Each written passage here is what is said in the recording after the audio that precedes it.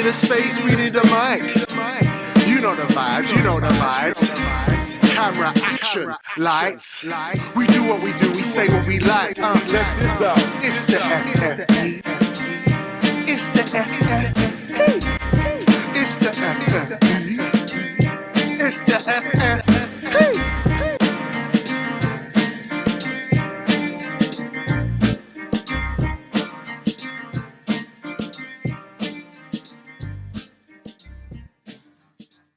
Ladies and gentlemen, we have a special guest, Jamie Sonuga from Officially Gassed. He's in the building. Come on. I want to talk to you about a few things, bro. Yeah, please do, man. Let the people know how, because forget that I know you. Yeah. Where are you from? So, Northwest London, originally. More inner when I was younger, but moved out to Harrow and basically spent my childhood up to adulthood in Harrow, Northwest London, Rainers Lane, to be precise. So, and what got you into cars?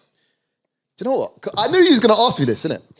So I had a think back, and I don't know. Do you know, like sometimes you might, I don't know, for instance, your dad might take you to a car show and you didn't really want to go to the car show, or you had no say in it, and it was from that time forward you liked cars. But there was no point that I could go back to pinpoint why I liked cars.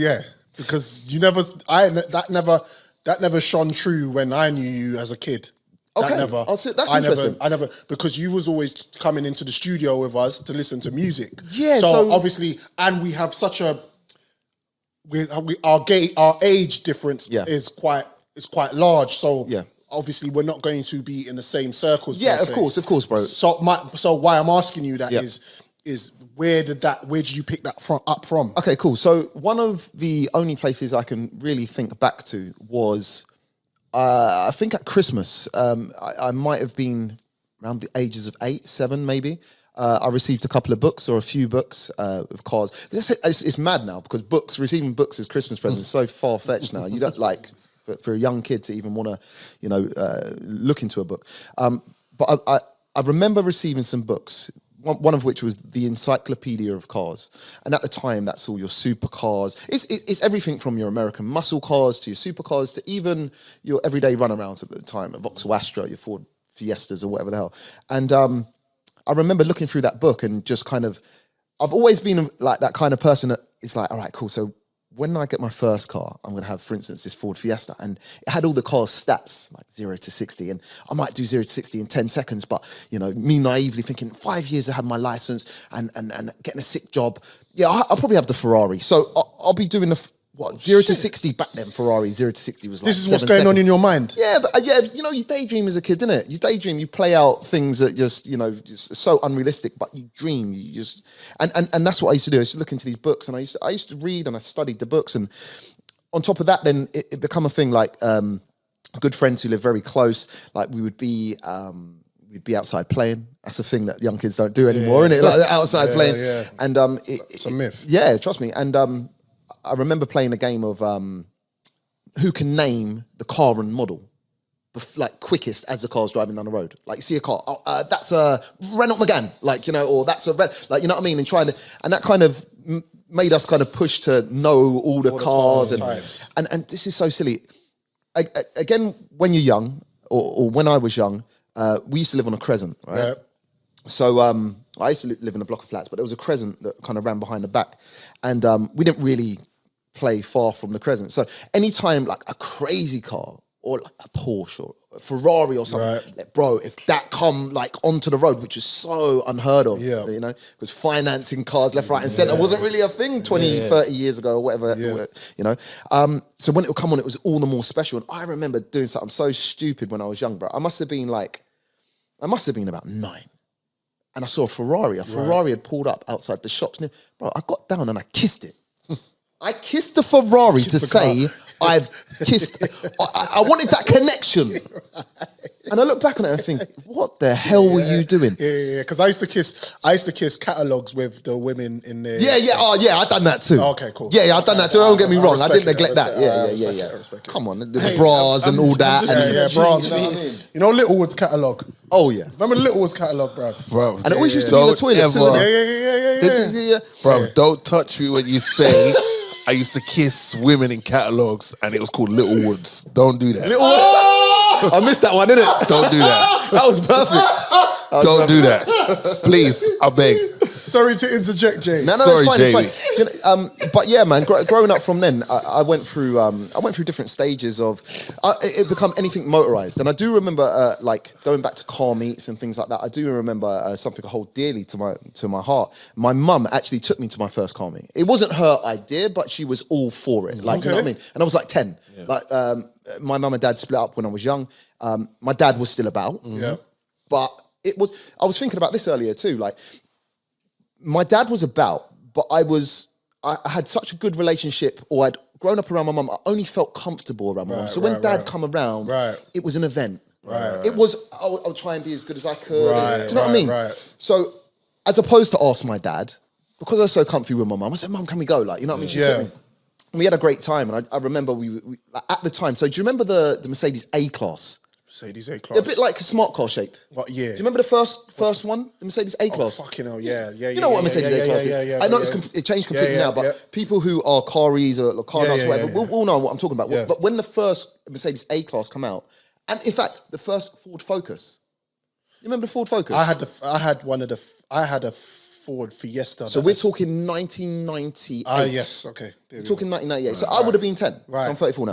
So basically, that's the timeline. And I went there, and I remember sitting in the new Ford Focus. And I was just loving it. I was like, I can't believe we're sitting in all these cars. And I remember there was a Lotus stand. And the guys there's a lot of cars like Aston Martin. And I was a massive fan of Aston Martin at the time. There's a lot of cars that you couldn't get close to. They were roped off and things like that.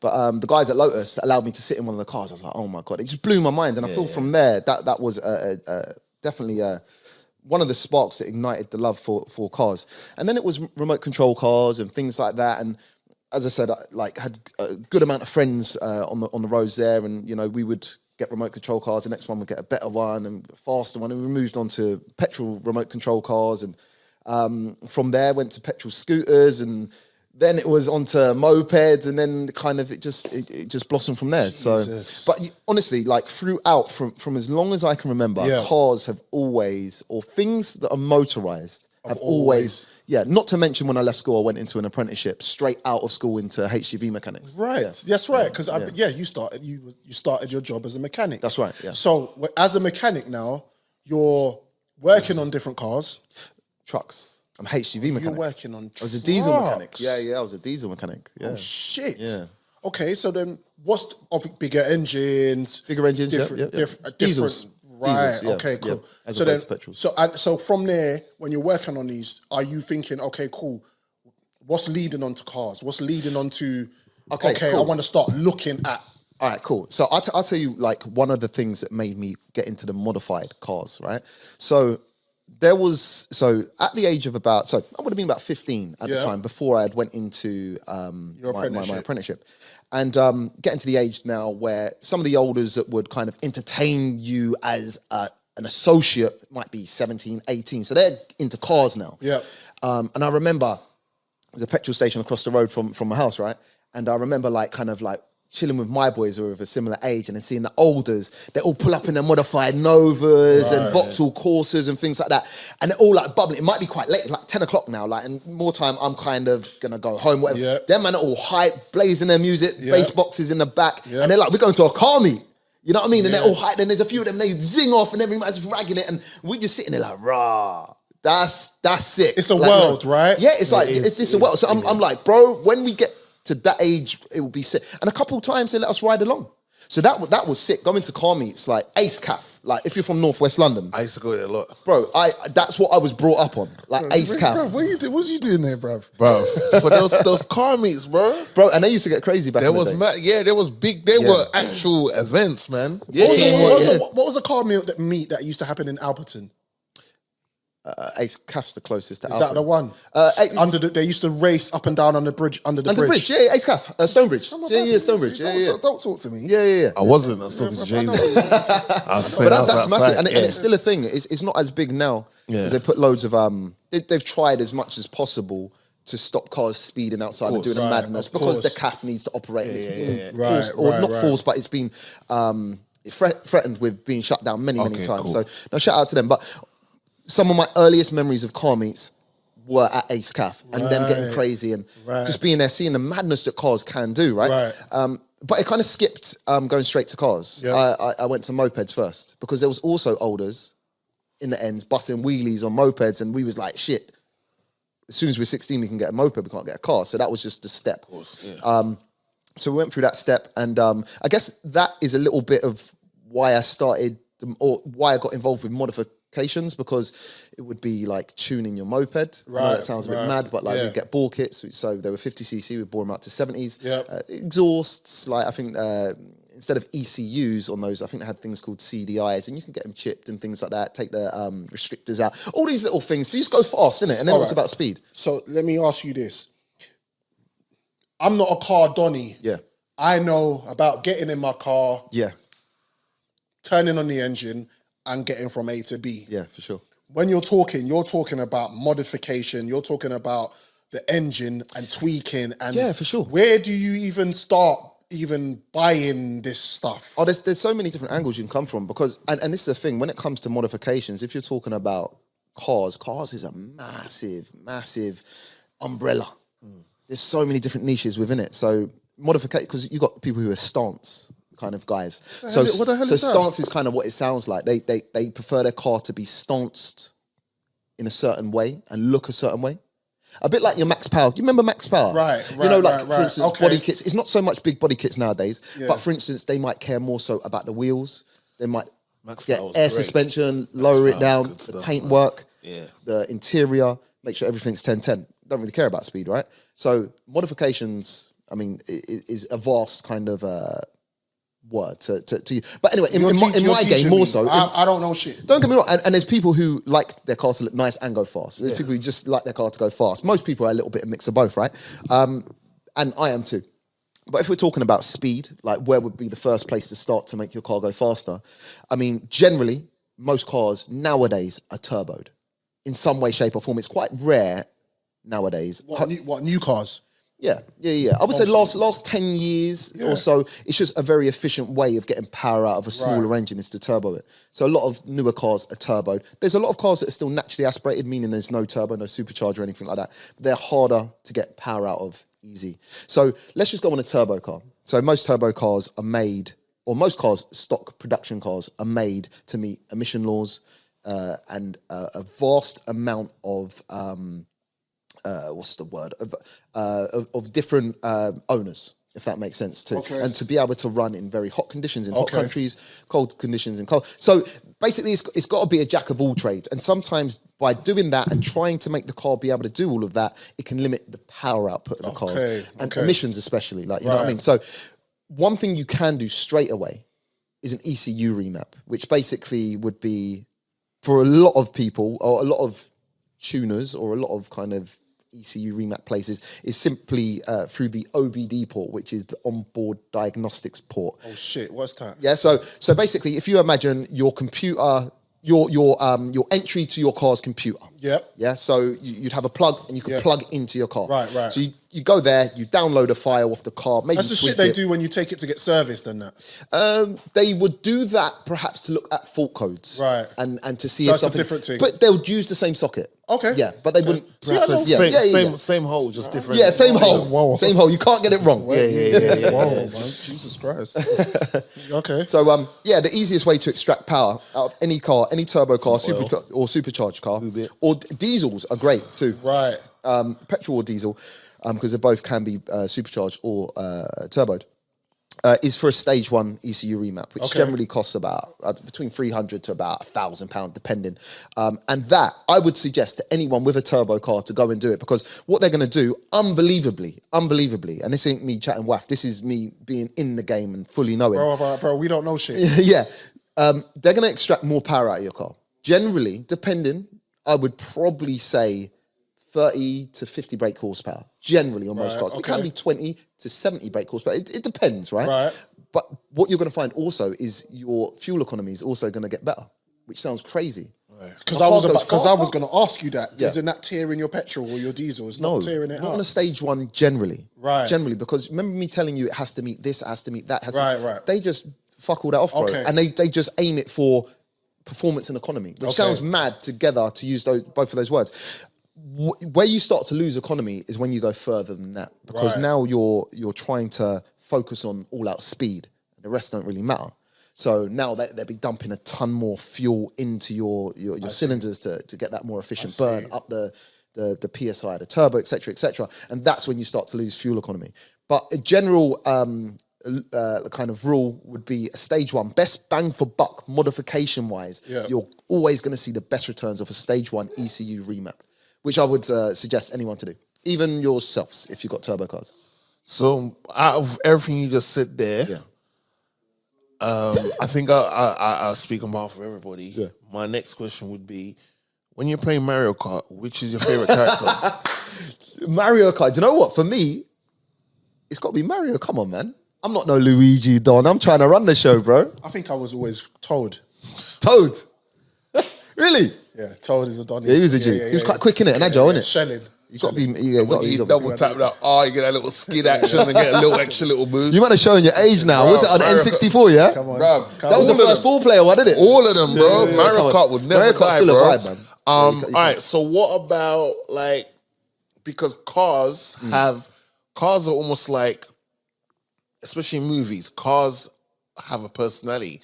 They're like cities.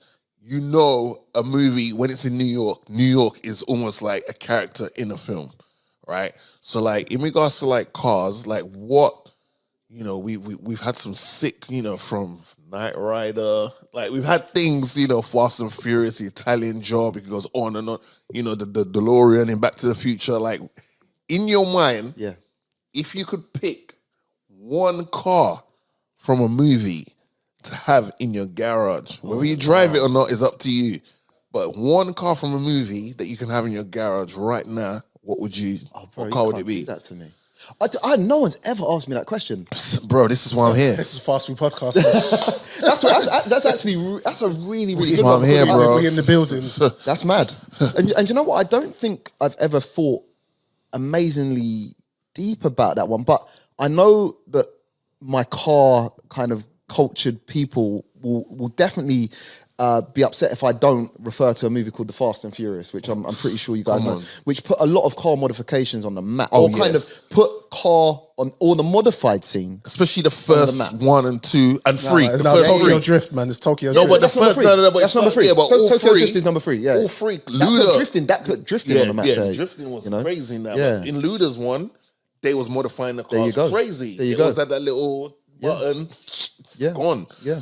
But yeah, let him think about his car, man. Listen, there's in our scene, there's someone we hold in high regard from those movies, and you guys probably know Paul Walker, right? Yeah. Rest in peace. Rest in peace. Rest in peace. So he was massive. Yeah. Like and again, a lot of people were brought up off Fast and Furious, and it was the Entry point. Yeah, the entry point into the modified car scene. So right now, basically, a Nissan R34 GTR is a 1999 to about a 2003, 2004, excuse me if I'm wrong saying that, model of Nissan. It's a Nissan Skyline, Okay. GTR. There is newer models now, the R35. I don't know if you've seen it running around, but anyway, well, Paul Walker had one of those, a Bayside blue, one of those, so it's like a light blue one. Was that in the first one or the second one? That was in the first one. No, it's in the second Miami one. It's in one. the second one. So do you know when he was racing and he was... Bro, don't movie quiz. Bring me to movie quiz, bro. We're some peak. So that one's fire. I think because right now, culturally, within the car scene, that car, the car, not even Paul Walker's car, is held at such a high regard. And I've Right. driven many of them. Yeah. I feel blessed to say that because not a lot of people have, and they've went up in price. So, like imagine. 200 bags, like, Yeah. in and around, or 200 bags. yeah, you could probably get into one for about 120 now, but you're going to be paying. And the crazy thing is, it's a car scene dream, but the people who've got the money to afford them don't really drive them. They just put them in the garage and they don't drive them. Park it up. Yeah. So going back to it, I think because of what it has culturally and what it means to the scene right now, and because who he was, and this is just me kind of just speaking off the cuff right now, hopefully not missing another one, I would definitely say Paul Walker's R34 GTR. But also there's a Mitsubishi Evo 7, I think it is, from Fast and Furious. It might be Fast and Furious 2. There's also a bad boy, it's a green one. I might be. Yeah. I think Tyrese was driving that one. You know when they had to get to the compound first and break into the Ferrari to get the money out and they would drive. But yeah. No, good question. I like that. I'm going to go home and think about it. Okay. Thank you, Curtis. So fast forward. Grown up, looking at cars, looking at the bigger boys rolling in the cars. Now you're of age. You're a mechanic. You've done your apprenticeship. You're quite well versed, and I've just been in awe of just listening to you talk about these things that I don't know shit about. But you know when you're passionate, it's just... And it's a beautiful thing to hear, right? Thank you. What is your motivation behind starting a YouTube channel? Passion. Simple as that. Like, honestly, passion. I never thought I could be a YouTuber. It never even crossed my mind. I just wasn't... I like watching YouTube videos. Yeah. But I didn't... Like, bro, I'm a mechanic. Yeah. Like, I left school with not a lot of qualifications. Yeah. Not because I was stupid, because I thought I was too cool for my own good. And I prefer to be out doing madness to not be in school. But you learned a trade. I learned a trade. And within that trade, I tried to excel. And maybe I'm blowing my own trumpet, but I thought I was good at what I do. I'd made some good achievements within it. Clearly, from what I've seen, it looks like. I mean, I can talk the talk, but I mean, when it comes to cars and like actually being on the spanners on cars, I can't say that's what I have been. Apart from working on my own cars, I haven't massively done it. But trucks and everything like that, and the steps I've taken, I did work for London Fire Brigade as a mobile mechanic for quite a while. Okay, for many years, in fact. You know, and I would put them at the forefront of the HGV kind of mechanics in the UK. You'd hope so, anyway. But anyway. What was I even saying? YouTube, just blowing the reason why I forgot what I was saying. First of all, we don't blow trumpets. Pause. but I was picking myself up so much. Why I'm asking about your YouTube channel, because the shit is just blown up. Bro. Okay, cool. All right. Now I remember what I was saying. So basically, coming from that background, and then thinking about getting into the digital media side of things, bro, I didn't know how to edit. I don't know how to film. I don't know how to use a camera. Like, you know what I mean? I can use my phone camera. That's about it. But I love cars, right? And basically, how it all happened is I bumped into another YouTuber about 5.5 years ago. And it was at New Year's Eve, I still remember it. And I had a car at this time. I had a Mercedes A45 AMG, and I loved it. I was at an AMG meet, and we was actually in AMG in Slough or somewhere like that. I can't remember. But anyway, bumped into this YouTuber, got speaking. He decided that it would be cool to do a feature on my car. And we met up, we done a feature on my car. And I loved the process. I thought, this is so cool. I just like being a part of the creativeness. I've always been quite creative with you guys, always being around, creating music, doing this. I don't know if you remember back in the day, I was an MC too, back in the day. I think we all are mixed race boys. Like, when you're young, you got to be spitting some bars. Oh, light skin boys. You know what I mean? You know the vibe, light skin bodies. You know. So yeah, man, it was just one of those things, and getting back into that creative space and seeing the process, I enjoyed it, but I still didn't think I could do it, if that made sense. And then after the video went live, bearing in mind that, 5 years ago, me being on YouTube, it's the first time I'm being seen and heard by anyone more than 10 people in a room. Do you know what I mean? Or whatever. So I'm thinking, are these guys going to think I'm a dickhead? Is there girls going to be watching? Do I need to put on a bit of a front? Or who's like? Is there going to be bad man watching? Do your performance? So I'm trying to think. I'm trying to be me. Yeah. But at the same time, I've got all these things in the back of my head. So I'm waiting till this video comes out, and when it comes out, I'm waiting for the bad comments or the good comments or whatever. And from what I saw, I didn't see a lot of bad comments at all. It seemed to be fairly positive, and generally it was kept to the subject. Like, this guy's passionate about his car, and that's how it should be, right? So that was quite confidence inspiring. And then I want to say, I might be just imagining this, but maybe a comment said something like, this guy should start his own YouTube channel. I might be chatting absolute rubbish. Okay. However, I got into a conversation with the creator. That's how. Maybe I'm just making it up for like a bit of, you know what I mean? But I feel like It might happen. I had a conversation after with the creator, Yeah. and he was like, you should start a channel. And I was like, bro, I have no clue what to do. He's like, all right, cool. Well, buy this GoPro, buy this camera, and give it a try. And I thought, Yeah. what have I got to lose? I thought, what have I honestly got to? I had this conversation with myself. I said, look, and I think this goes for everyone. If you're thinking about doing something, think about this. Look, if you buy the camera and you can't fucking film, or your filming comes out shit, and you really at that point think, I can't do it, sell the fucking camera on eBay. In fact, buy the camera on eBay, save some money, and then sell it on eBay, right? Get your money back. But if it gets past that point, you make it to the editing point, and you've done a good edit, or a bad edit. If you've done a bad edit and you think you can't do it, same way, get rid of it. But if your edit's good enough and you're ready to put it out, and you put it out, and you get bad feedback, and you don't want to do it no more, you let that deter you, which I don't think you should, delete the channel, sell your cameras, and at least you had a go. Nothing to lose. What's the thing? They say you miss every shot you don't take. Yeah. If you don't try, you don't know. It could Exactly. change your life. And that's literally what happened to me. But with YouTube, when it comes to like making content, the thing that really pushed me was when I dropped my first video. And although it didn't get a lot of views, it was, again, the creative process. Me, who don't know nothing about making a video, has went out from start to finish, made this video and published it. Right. And then to see that it got positive feedback, not a lot of views, let's say, but still a sizable, maybe 4,000 Everyone's views got or to start something somewhere, within like a month. And I'm like, that's 4,000 people have watched my video. Yeah. And I remember a few people reached out to me after and basically said that, it helped them in a few ways because I had touched on certain subjects. And that was like, oh shit, people are listening. Okay. And on top of that, I think we car petrol heads, as much as people might not like to admit it, we clean our cars, we buy these nice cars, we go to car meets to be seen. Yeah, for gal. No, not even, because it's mad, but there's not a lot of girls in the scene, Right. which is kind of crazy. My very- missus would be happy to know. It's a very niche. Yeah, I mean, look, there is girls in the scene. But they're normally but walking it's- around bro, their listen, little yes. This guy thinks it's Fast and Furious. No, but at the Max Power, conventions, the Yeah. women will just be there as eye candy. But for, literally. Yeah, but now it's not that deep now. Yeah. Again, we got some serious petrol. I know some serious petrol head girls who've done a lot for the culture. But there's a lot of girls. There's a lot of OnlyFans girls. Yeah, that are there of course. just to- And I haven't been to none of these. No. I'm telling you, no. They're on the socials. Yeah. You might not see them at the meets, bro. Oh, okay. You know what I mean? But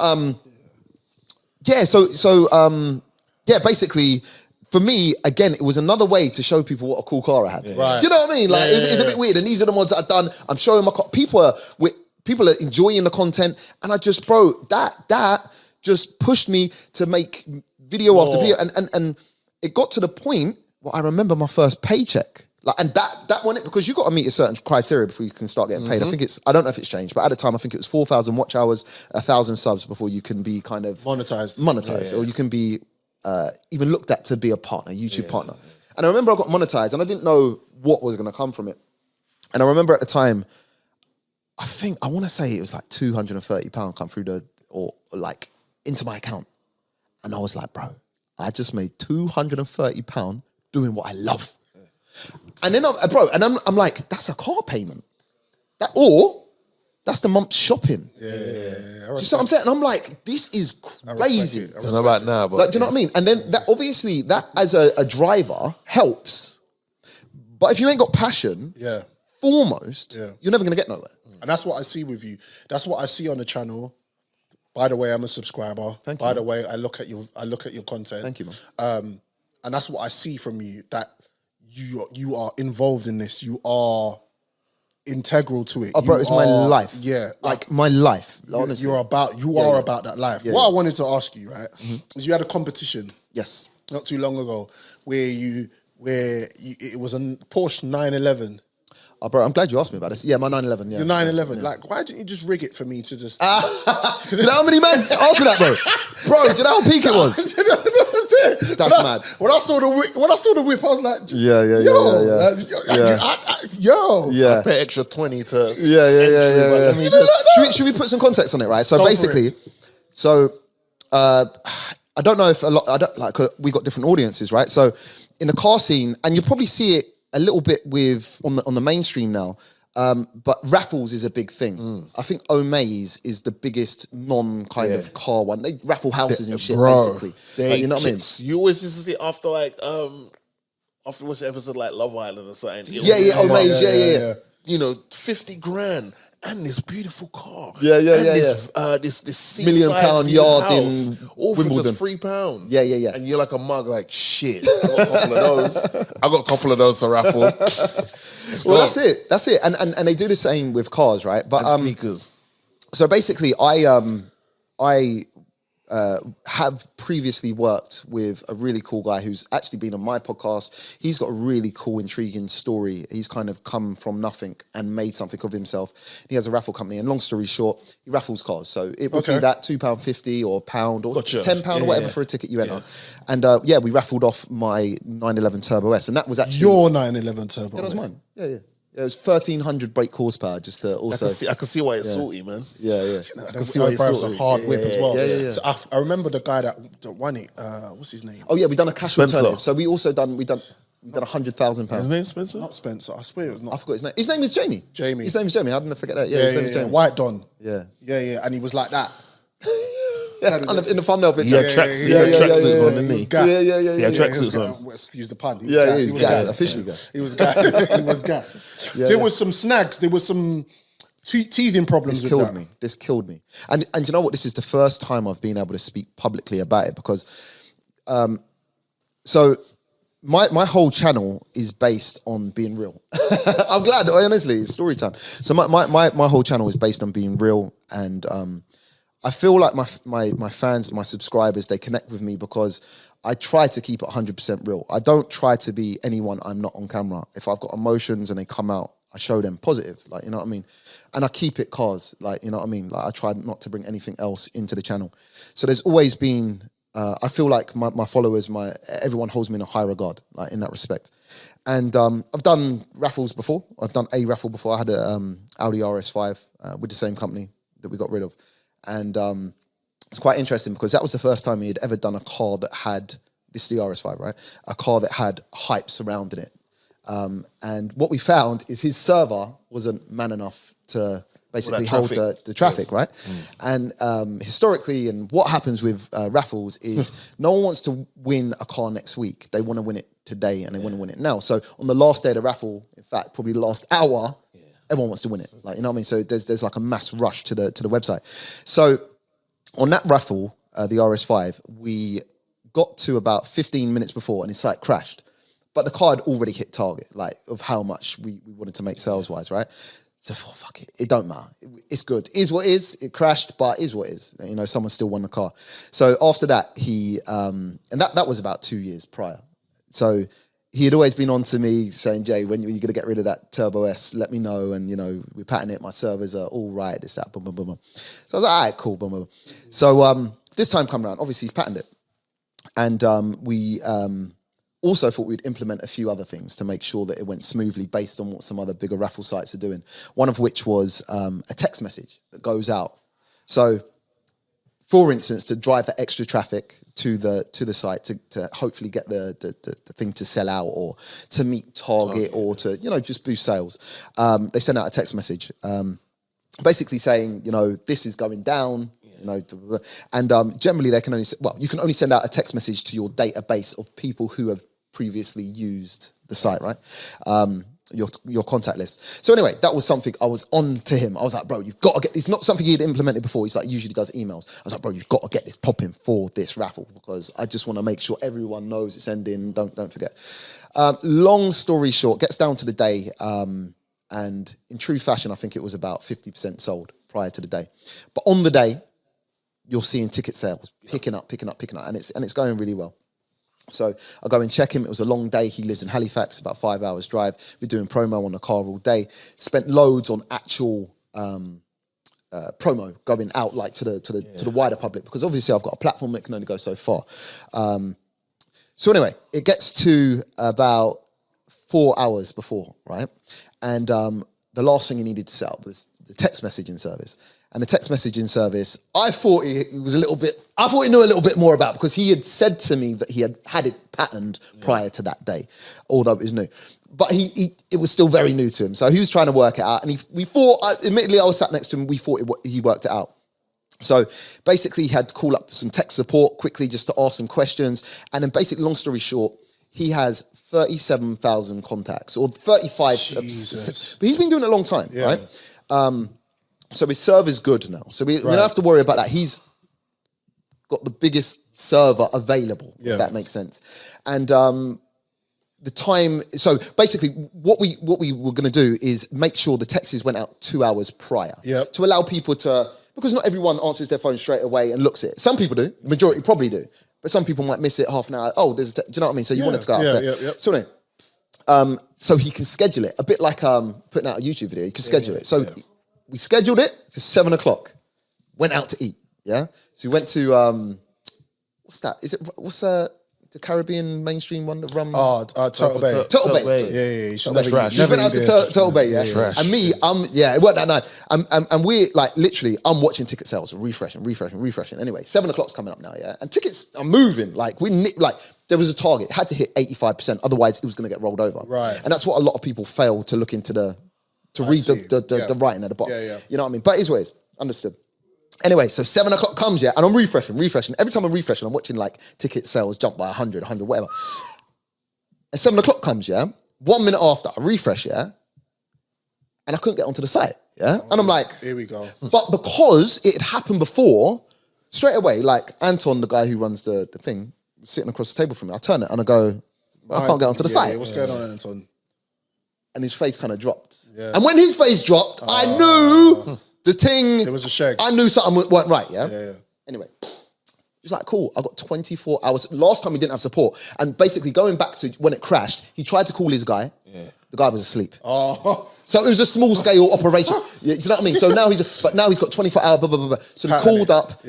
They actually said, right, no, you need to contact this person online, but they're there, live chat, blah, blah, blah.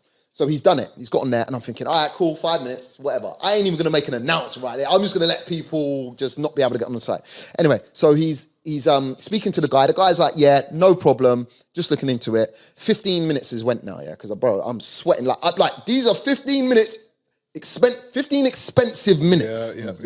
So anyway, the guy's basically come back and he said, look, it's all good. I just need to shut the whole site down and reboot it. It's going to take 10 minutes. I said, all right. Cool. Shutting down don't sound good. But I'm like, he's got it on lock. It's not a problem. Cool. These times now, I'm going to let people know, because it's going to be 25 minutes before.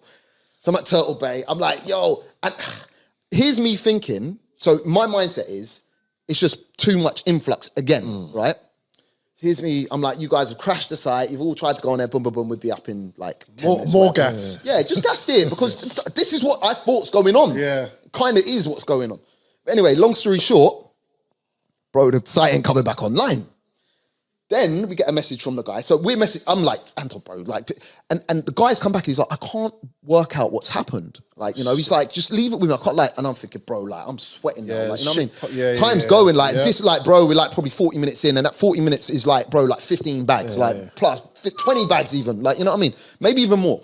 So I'm like, this is peak. Anyway, the guy is now straight, like, on the other, he's like, what have you guys done? Like, what have we done? Yeah, blaming you lot. Like, he's like, what have we done? And he's like, have you added an add-on? Like, because like websites you can like put add-ons in, you can get little apps that work through them. This, that. And I'm like, I don't know. Like, Anton's like, no, we haven't. Long story short, bro, like, it fucked the meal, innit? Like, obviously, like, because it's just like, so we left. We've tried to drive back to his unit. We've pulled over on the motorway. He's got his laptop. We're trying to work this out. The guy's rebooting it. It's not coming. It started to come back online, and then crash again. Started to come back. So people were buying it. Bro, my phone's going crazy. Getting like, it's just all going mad. And for me, this is a nightmare because I'm not thinking of my integrity and what people think of me at this point. I'm thinking I'm gonna lose a lot of money here. Like, you know what I mean? And I don't want to have to roll this car over because of this. Like, you know what I mean? I was in the mindset that, bro, like, everything's patterned. Like, you know what I mean? Anyway, long story short, we explained to the guy, we sent out a text message. And he's like, what do you mean you sent out a text message, right? Because that's through a third-party company. And we sent out a text message. He's like, to how many people? We said 37,000. He goes, what the fuck have you done? He goes, bro, servers, even at the biggest companies a use, Netflix, couldn't handle that influx at one time. Really? Bro, but Netflix have crashed their servers before. really? He goes, listen, he goes, you should have staggered those messages. Yeah. Over the course of the day. From 11 o'clock in the morning. Yeah, with that, at X amount per 30 minutes. So what's been happening, I assume, this was never found out, is people getting the message. So a massive influx of people got the message, everyone clicked on the link, But then, as I was saying, people don't pick up their phone and read messages. So constantly, it's getting bad. Boom, boom, 37,000 people over the... Do you know what I mean? Until, I can't remember how he done it, but basically the server guy basically put like... something in place that allowed it to go back online. It went back online like 20 minutes before the raffle was meant to come to the end. Massive detriment because we like nowhere near target. So we added a couple of hours to it. A couple of hours we'd lost. Yeah. But bearing in mind, bro, that the raffle was meant to end at 10 o'clock. And it ended. And now it's ended at 12 o'clock at night. Yeah. So we were like, look, I actually lowered the target. I was like, or I don't know if I said this publicly, but maybe I said it to Anton, but I was like, look, if it hits 80%, because it's meant to hit 85, just let it go. Yeah. It didn't hit the 80%. It got like 76 or so. I can't remember. Okay. So I was like, that just, everything don't add up because we spent like tens of thousands in promo. Like these things ain't shit. Bro, you know that one text message cost, I think it's £1,300 to send out. Like these are the kind of numbers that are, there's a lot of, but again, you earn a lot of money. I'm stressed. But stress. in that build, bro, in that build, I had that car owed over £200,000. The car was 120 bags. It had £100,000 worth of modifications on it. So people look at it and they're like, you're trying to make X amount for a car. I'm like, try and build that car for less than 200 bags. Like, you know what I mean? So we had a lot of money in it, or I had a lot of money in it. So long story short, it got rolled over because it didn't hit target. Yeah. The backlash of that was, everyone was saying we crashed the site because it didn't hit target. Right. And saying we purposely done that. Right.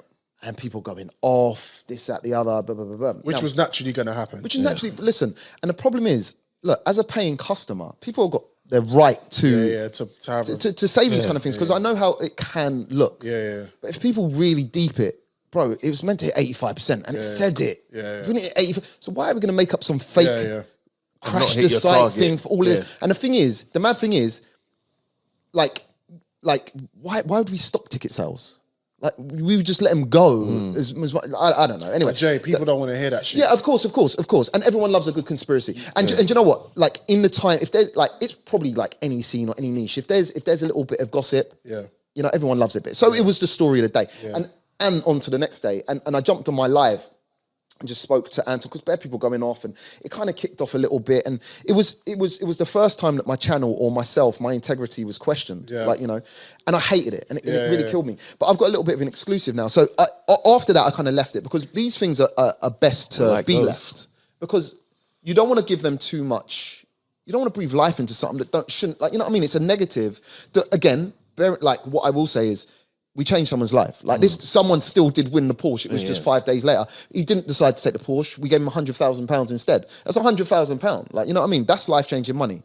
If you haven't got 100, like to anyone who's less than $1 million, £100,000 is life-changing money. £100,000. Exactly. Man. So it's a lot of money. So we've still done that. And, you know, for the most part, and again, I'm speaking to the small, very, very small minority, because the majority are adults. The adults, they saw the situation, it's £2.50, it's not that deep, someone's still going to win the car. But you've got to appreciate and understand what other people and some other people's mindsets. Long story short, left it there. Now, this is the exclusive. So I found out from Anton like a couple of days ago that there was 6 people who actually wrote in to the Gambling Commission to complain, And that, the whole raffle and everything was investigated. So, like, this is how spiteful men are to try. Because, and I guarantee, like, most of them didn't even put a ticket on. Like, you know what I mean? It's just these people, these are the kind of people that would have not put a ticket on because they say these things are scams. Yeah. And then when something like that happens, I told you so. Yeah. I told you so. They're waiting. Jumped on it. You know what I mean? So, anyway, so. Haters. Like, I don't even know what they are. But look, they're not we don't think the same way. We don't think the same way, and definitely our actions aren't the same. But again, each to their own. I've got to appreciate we're all different. So, so six people wrote in, and it was investigated by the Gambling Commission. And then obviously all the evidence was supplied over of the website crashing, because what you got to remember I told you it was an online server where messages went backwards and forwards. Yeah. Everything is documented. There's a paper trail. Everything's documented. Digital.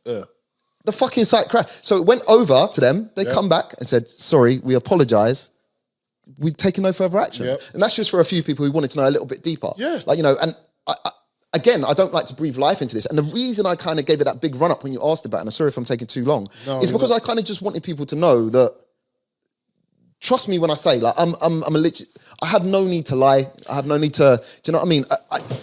I'm a very real person. Listen, Karma is very real. I'm watching, as I said, I watch your content and doing a podcast and doing events with Drizzy and being a part of the mechanics. Excuse the pun again. Yeah. I'm just a lyricist, isn't it? So it's like being a part of the mechanics, Joe. But you know the deepness that goes on behind the scenes. You see what you present, what people see. And it's all glossy and it's entertaining 100%. And it's all good. But a lot of people don't understand what goes on behind the scenes. 100%. And I could see the stress. Bro, I could see the stress. Like, do you know, right, so this is the other thing. On the live, when I tell you it got heated, only got heated because it was almost like, you know when you're actually trying to be legit. And I tried to be as transparent by telling everyone what's happening as it was happening. Yeah. And then man, they're calling you a liar. Yeah. Like, and then making up all these other conspiracies. Do you know, like, for me, do you know that flop? Do you know how bad that hurt me that this happened? Of course. And how vexed I was that it happened. But you learn. And then man are telling me I'm a scammer too. Bro, like, it's like kicking man when you're down. So what people got to understand is, and we don't have to go into it, but bro, I've got a past that I've went through some things, and I'm a different person now than I'm a different person now than I was. We all are. You know, and I've grown. But I'm human. And I'm not an idiot. Don't like, if I'm pushed far enough, I'm going to try and tell man how it is. Like, you know what I mean? Of course. And a few people took that to my detriment. And you know what? No, I'm not even sorry for it because, I'm a human. Like, and I'm trying to fight my corner. And I said nothing bad. Yeah. I think I said someone was a waste man or something like that. Like, you know what I mean? But it was heat in a moment. You know what I mean? We'll say worse things on here. Yeah. The fact of the matter is that it's tried and tested, and you achieved something that was beyond your whole. We've had a conversation about your start. We're here now, and you've gone through another part of a test in your journey. And this is something that you had to go through. Yeah. So now you come out the other side. Now you can look at 100%. this and you can go, okay, this is what I do next time. This is what I don't do next time. If you don't mind me asking, what would you say you've learned from that experience? Good question. What have I learned from it? You need a plan B, C, and D. Like, would you say I'm assuming you have a team, right? You know what? I've got a business partner in some things, but as far as officially gas goes, bro, I'm just trying to navigate it myself. Like, it's pretty much me. What have I learned? That's a really good one, man. I mean, look. Are you going to do more competitions in the future? Yeah, I will. Because and do you know what the thing is? This is another thing. I feel like people, when they see a YouTuber, for instance, I had a 911 Turbo S. It's a very expensive car. When like you've got a lot of people on your side, but then you've also got people who secretly don't really want you to do well. So when you do a raffle and then people work out how many tickets there are to this raffle and how much a ticket is, they do the math and they work out and they're like, hang on, what man's going to make how much? And they're like, nah, I can't be with that. But what they don't realise is, as I say, the thousands on promo, the 200 bags that was deep in that car. Like, you know what I mean? And then again, a car guy thing is, you'll never see the money back in mods that you put into a car. That's right. But at the same time, I've spent this on that, right? And you're not going to see me do a raffle, make a whatever money, and then buy a big rollie.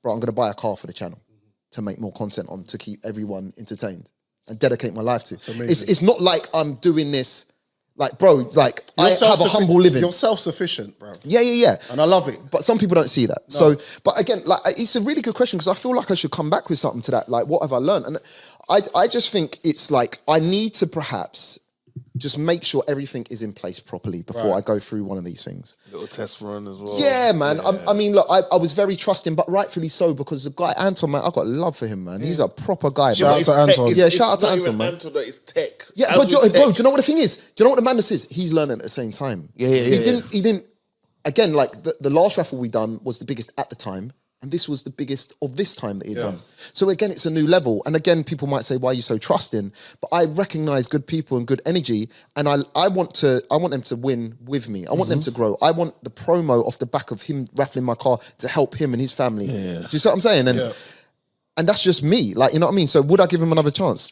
fuck yeah. Because I know he ain't gonna make the same mistake. If he did make the same mistake, then maybe You have to. do you know what I mean? Yeah, Like, you know what I mean? You should get yourself a Yeah. team though. I think you should at least get one or two. Maybe think about employing some. Don't get me wrong, I've got shout out to James, big manager James. Big I call up him because he's my James. promos manager. Yeah. / business partner. We've went into business. We've got a couple of other businesses that we run together. Because no man is an island. 100%, man. And 100%. at least you get to fire somebody if it goes wrong. Well, yeah, I definitely can't fire no one. So it's all on me, man. But I take that on my shoulders, man. I take that. Well, Jay, hang out with us. We've got some more of the show to do. Sick, bro. Thank you for being here. My pleasure. Bro, it's fantastic stuff, bro. And keep it moving. You look up, understand. You're in the dark with the sharks. It's a bloodbath. We got the mics. It's a fight. Had a tough start.